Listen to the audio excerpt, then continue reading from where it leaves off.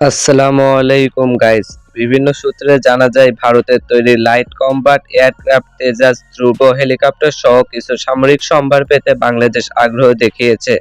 বাংলাদেশের রাশিয়ার তৈরি MI-17 বহরের রক্ষণাবেক্ষণের ক্ষেত্রেও ভারত আগ্রহ দেখিয়েছে।